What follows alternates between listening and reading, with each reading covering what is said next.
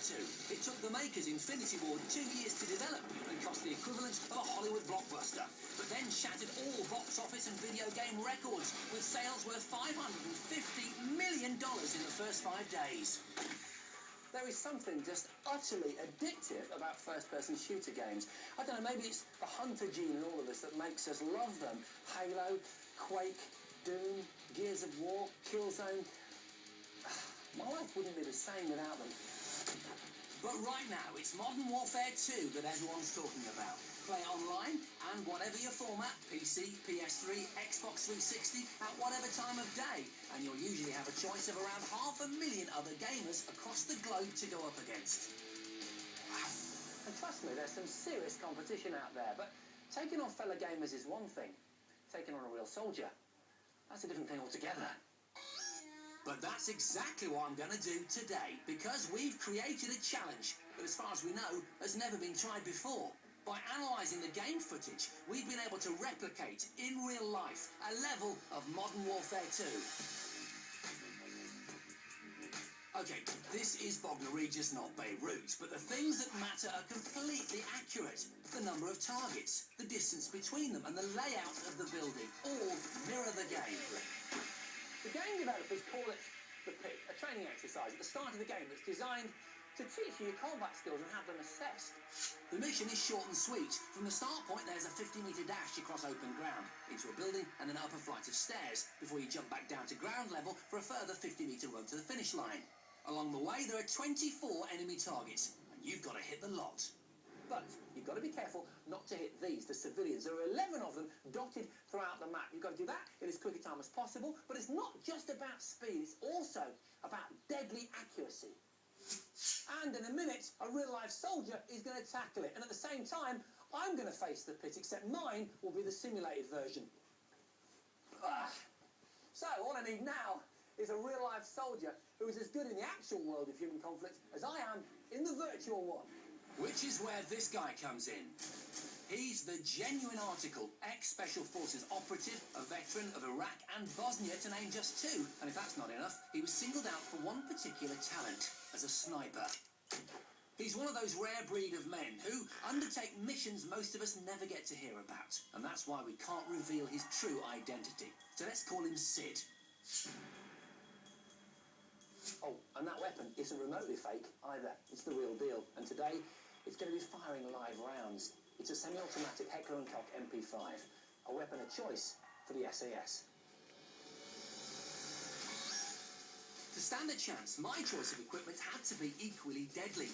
So I've specified a big 50-inch screen so that I can feel right in the middle of the action. To this, I've connected an Xbox 360 and controller, equipment I feel comfortable with. And to block out the sound of live gunfire just 30 metres away, I've gone for this soundbar from Yamaha, the YSP 4100. Check it out, in just 1 meter's worth of unit, there's 40 speakers and 2 subwoofers. Hopefully that's to do justice to the game's surround sound. The only thing left to do now was choose my gun, and to ensure we remained on equal terms, I had to go with the same Heckler & Koch semi-automatic that Sid was using. Meanwhile, just across from my tented gaming enclosure, Sid was performing a final weapons check. This was it. We were both armed and set. There would be no going back. We were ready for the ultimate one-on-one first-person frag fest.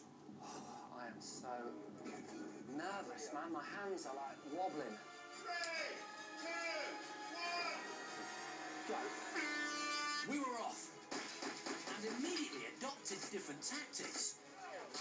Sid went straight into a static shooting position, picking off a handful of targets in one go, while I set off immediately, taking my opening shots on the move. With his targets down, Sid was hot on my heels, but halfway round the first part of the course, he stopped again and rapidly took out his remaining enemies. At the same point, I also stopped briefly to take aim at the enemy on top of the building. But eyes on the building. I made a foolish error. By going to the right-hand side of the pit instead of the left, I boxed myself in. Getting around the remaining obstacles cost me precious time, and incredibly, Sid beat me to the front of the building by 2 crucial seconds. And his fast, clinical accuracy continued inside. I thought the stairs might hold him up, but he cleared these in a couple of strides. Meanwhile, I was now on the ground floor. change magazine, run up the stairs. I was hitting all the targets, but I wasn't fast enough because Sid was already at the jump point and still had a 1 second lead. But I knew this would be my last chance to overtake him. Sid had reached the last section of the pit. The finish line was in his sight. I figured that by positioning myself perfectly, I might be able to take out more than one target with each shot. With Sid in his static shooting position, hunting for glory, I needed to get those 2 targets down with 1 bullet. But could I achieve it under such intense pressure? Incredibly, 2 went down together. Then another 2. I was on fire. Run, run, run! Go, go, go, go, go! I'd finished. Yes! And in one of my best times, 35.8 seconds. Yes! Oh, I'm so relieved.